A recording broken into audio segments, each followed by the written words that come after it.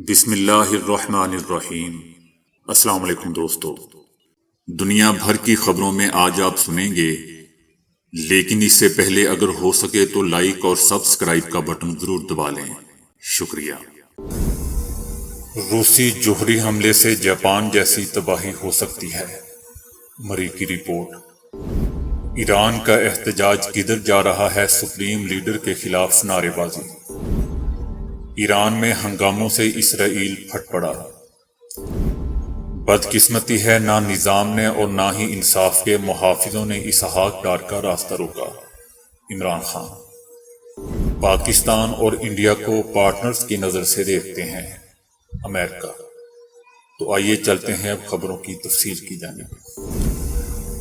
روسی صدر پیوٹن کی یوکرین میں فوجی کارروائی کے دوران جوہری ہتھیاروں کے استعمال کی دھمکی کی روشنی میں CNN کی رپورٹ میں کہا گیا ہے کہ روس کے جوہری ہتھیاروں کے نظام میں 4477 جوہری وار ہیڈز شامل ہیں۔ فیڈریشن آف امریکن سائنٹسٹ کے مطابق اسے ٹیکٹیکل نیوکلیئر ہتھیار بھی کہا جاتا ہے۔ صدر پیوٹن نے ایک بار پھر دھمکی دی کہ وہ جوہری ہتھیاروں کو تبدیل کر دیں گے، اور غالباً جنہیں اکثر ٹیکٹیکل جوہری ہتھیار کہا جاتا ہے۔ گزشتہ ہفتے ایک تقریر میں انہوں نے خبردار کیا تھا کہ ہمارے ملک کی علاقائی سالمیت اور روس اپنے عوام کے دفاع کو خطرے کی صورت میں یقینی طور پر اپنے پاس موجود تمام ہتھیاروں کے نظام کو استعمال کرے گا، اور یہ کوئی چال نہیں ہے۔ روس کا سب سے طاقتور جوہری وار ہیڈ 500 سے 800 کلو ٹن کے درمیان دھماکہ خیز طاقت کا حامل ہے، اور اسے پورے شہروں کو تباہ کرنے کے لیے ڈیزائن کیا گیا ہے۔ ٹیکٹیکل ہتھیاروں کے کم دھماکے کا حوالہ کسی حد تک گمراہ کن ہے، کیونکہ 10 سے 100 کلو ٹن بارود کی دھماکہ خیز قوت اب بھی بڑی تباہی پھیلانے کے لیے کافی ہے۔ جیسا کہ 1945 میں جاپان میں بالترتیب تقریباً 15 اور 21 کلو ٹن ڈائنامائٹ کے برابر تباہی پھیلی تھی، جس میں ابتدا میں تقریباً 35,000 اور 70,000 افراد مارے گئے تھے، جبکہ دسیوں ہزار بعد میں خارج ہونے والی تابکاری سے اپنی جان سے ہاتھ دھو بیٹھے تھے۔ جوہری ہتھیاروں میں اصل فرق ان کے دھماکے کے معیار میں نہیں ہے، بلکہ ان کے اہداف میں ہے۔ اس میں کوئی فرق نہیں ہے، اگر روس نے ایک دھماکہ کیا تو کیا ہوگا۔ سابق سوویت یونین نے ٹیکٹیکل جوہری ہتھیاروں کا ایک بڑا ذخیرہ بنایا ہوا ہے اور اسے برقرار رکھا ہوا ہے۔ ٹیکٹیکل جوہری ہتھیاروں کا استعمال ارد گرد کے علاقوں میں شہریوں کی اموات کو محدود کر سکتا ہے۔ مثال کے طور پر نیٹو کے اتحادی پولینڈ اور لتھوانیا کے درمیان زمینی سرحد، جو کہ روس کے پڑوسی بیلاروس سے الگ کرتی ہے، وہاں ٹیکٹیکل جوہری ہتھیار کا استعمال صرف سینکڑوں شہریوں کی اموات کا سبب بن سکتا ہے، لیکن حقیقت اس سے بہت دور ہونے کا امکان ہے۔ ٹیکٹیکل جوہری ہتھیاروں کے استعمال پر مشتمل تنازعہ تیزی سے قابو سے باہر ہو جائے گا، جس سے 90 ملین سے زیادہ افراد ہلاک اور زخمی ہوں گے۔ یورپ جوہری ہتھیاروں کے استعمال کے لیے 1945 کے جاپان سے زیادہ خطرناک جگہ ہے، کیونکہ جاپان کی آبادی کم تھی اور نسبتاً وہ الگ تھلگ تھا۔ آج یورپ میں ایک ہی ایٹمی دھماکے سے لاکھوں شہری ہلاک اور بہت سے زیادہ زخمی ہو سکتے ہیں۔ تابکاری بہت سے ممالک میں بڑے علاقوں کو آلودہ کر سکتی ہے، اور بڑے پیمانے پر خوف و ہراس لوگوں کی بڑے پیمانے پر نقل و حرکت کا باعث بنے گی، اور لوگوں کی زندگیوں پر شدید معاشی خلل پڑے گا۔ مہیسا امینی کی پولیس کے ہاتھوں موت کے بعد پیدا ہونے والی بدامنی کے خلاف ایرانی حکام کے کریک ڈاؤن میں 75 سے زائد افراد مارے گئے ہیں۔ یہ بات انسانی حقوق کے ایک گروپ نے بتائی ہے۔ اس دوران ایرانی حکام کے مطابق مرنے والوں کی تعداد 48 رہی ہے، جن میں سیکیورٹی فورسز کے کئی ارکان بھی شامل ہیں۔ 1200 سے زائد افراد کو گرفتار کیا گیا، جبکہ امینی کی موت کے خلاف ملکگیر مظاہروں کے خلاف کریک ڈاؤن کا دائرہ وسیع ہوتا جا رہا ہے۔ پیر کی رات مظاہرین دوبارہ سڑکوں پر نکل آئے، جیسا کہ 16 ستمبر کو امینی کی موت کے بعد سے ہر رات ہوتا رہا ہے۔ تہران کے ہجوم نے 83 سالہ سپریم لیڈر آیت اللہ خامنائی کی 3 دہائیوں سے زائد حکمرانی کے خاتمے کا مطالبہ کرتے ہوئے آمر مردہ باد کے نعرے لگائے۔ سڑک کی سطح سے اوپر کئی منظروں سے لی گئی ایک ویڈیو میں تبریز شہر میں لوگوں کو سیکیورٹی فورسز کی طرف سے فائر کیے جانے والے آنسو گیس کی آواز پر احتجاج کرتے ہوئے دکھایا گیا ہے۔ ایران میں کریک ڈاؤن میں کم از کم 76 افراد مارے گئے ہیں، جو کہ گزشتہ 57 افراد سے زیادہ ہیں۔ کردستان کے صوبہ سندج میں خواتین نے سیکیورٹی فورسز کی طرف سے پرتشدد کریک ڈاؤن شروع کیا۔ جرمنی نے ایرانی سفیر کو طلب کیا اور کینیڈا نے پابندیوں کا اعلان کیا، جبکہ یورپی یونین کی جانب سے کریک ڈاؤن کی مذمت کی گئی۔ جبکہ تہران نے برطانوی سفیر سے ملاقات کی ویڈیو فوٹیج اور IHR کے ذریعے حاصل کردہ موت کے سرٹیفکیٹ سے ظاہر ہوتا ہے کہ مظاہرین پر براہ راست گولہ بارود سے حملہ کیا جا رہا ہے۔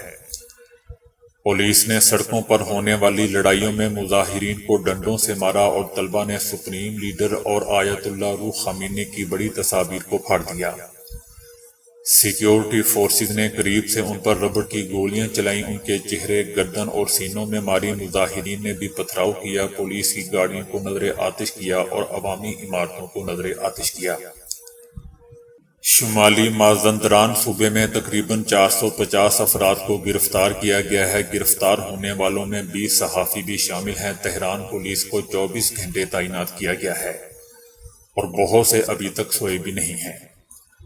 تہران اور الزہرا یونیورسٹیوں اور شریف انسٹی ٹیوٹ کے طلبہ نے ہڑتال کر رکھی ہے اور پروفیسر کو ان میں شامل ہونے کی تاکید کی ہے۔ یورپی یونین نے ایران کو عدم تشدد پسند مظاہرین کے خلاف طاقت کے وسیع اور غیر متناسب استعمال پر تنقید کا نشانہ بنایا ہے۔ یورپی یونین مہسا امینی کے واقعے سے نمٹنے کے لیے تمام آپشن پر غور کیے ہوئے ہے۔ امریکہ نے گزشتہ ہفتے اخلاقی پولیس کے خلاف پابندیاں عائد کی تھیں اور کینیڈا کے وزیر اعظم جسٹن ٹروڈو نے کہا تھا کہ ان کا ملک بھی درجنوں افراد اور اداروں پر پابندیوں کے طور پر ان کی پیروی کرے گا۔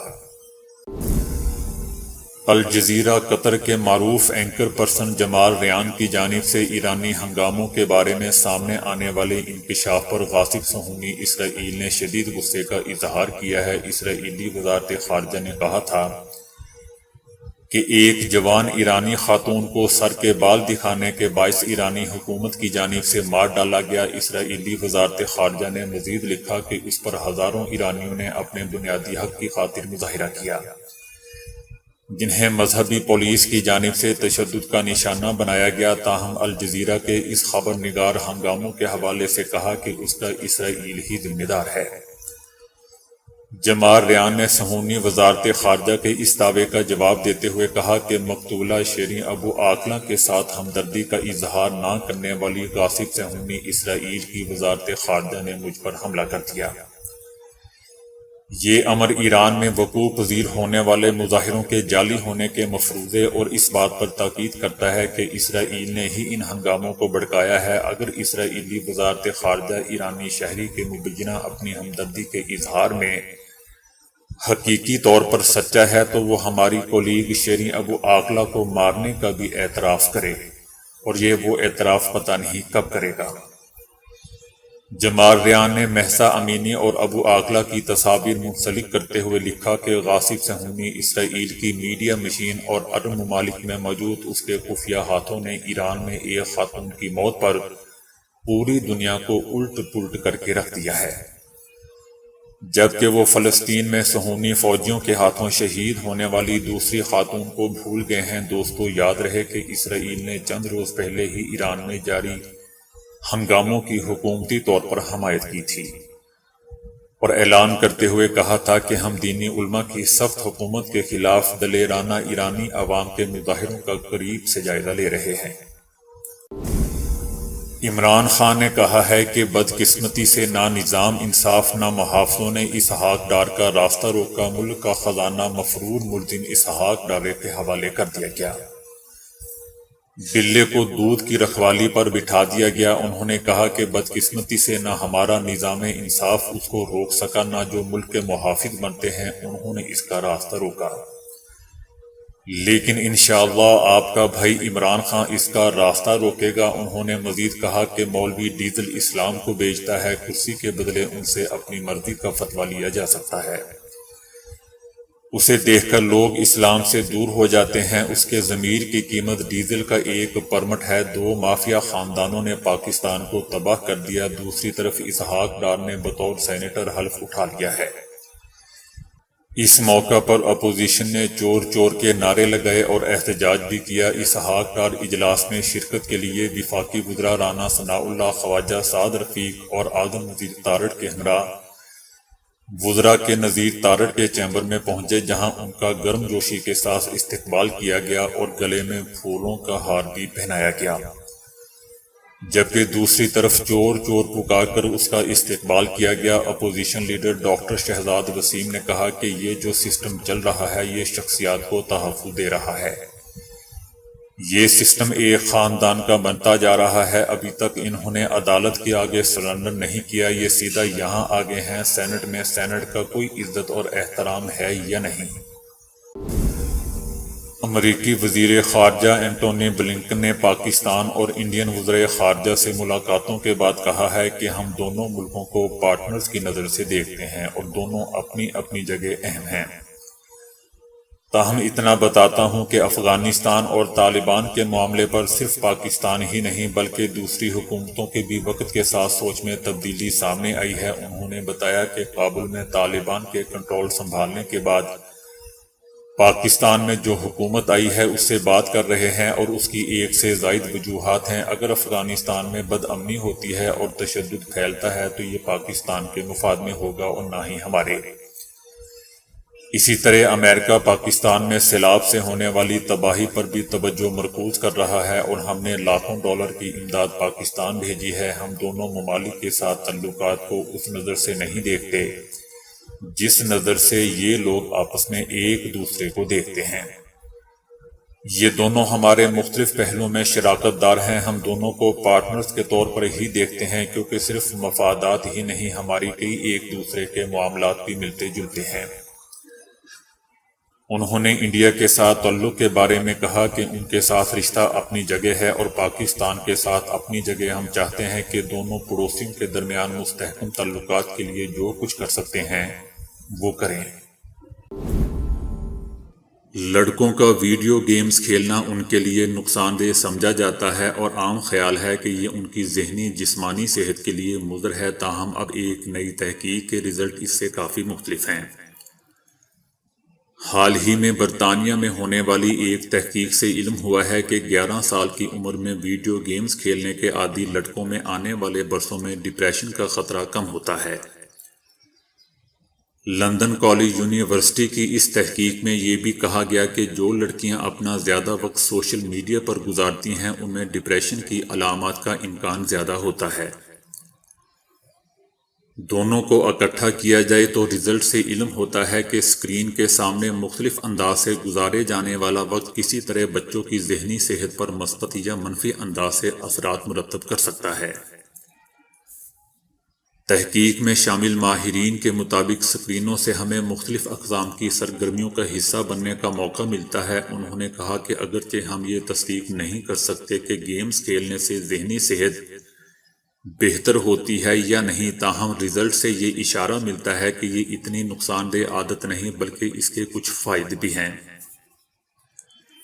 اس تحقیق میں 11,000 سے زائد بچوں کے ڈیٹا کا جائزہ لیا گیا تھا۔ کچھ عرصہ پہلے ایک تحقیق کی گئی تھی جن میں بچوں سے سوشل میڈیا، ویڈیو گیمز کھیلنے یا انٹرنیٹ کے استعمال کے حوالے سے سوالات پوچھے گئے تھے، جبکہ 14 سال کی عمر میں ان میں ڈپریشن کی علامات کو جاننے کی بھی کوشش کی گئی تھی۔ نتائج سے معلوم ہوا تھا کہ جو لڑکے زیادہ ویڈیو گیمز کھیلنے کے عادی ہوتے ہیں ان میں اگلے 3 برسوں میں ڈپریشن کی علامات کا خطرہ 24% تک کم ہوتا ہے، جبکہ دوسری جانب جو لڑکیاں اپنا زیادہ وقت سوشل میڈیا پر گزارتی ہیں ان میں 3 سال بعد ڈپریشن کی علامات کا خطرہ 13% تک بڑھ جاتا ہے۔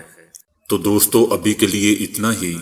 ویڈیو کو لائک اور شیئر کرنے کا بہت بہت شکریہ۔